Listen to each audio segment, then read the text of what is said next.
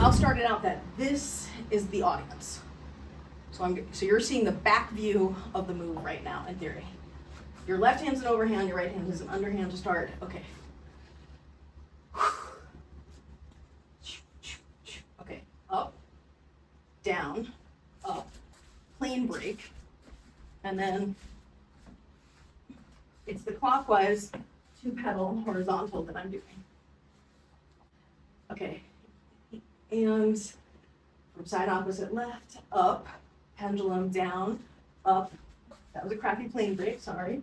And then break, break, break, however many barrels you want to do in there. Anyways, this would be the front view, still starting from side opposite left, and then float up, pendulum, down, up, again, another crappy plane break to the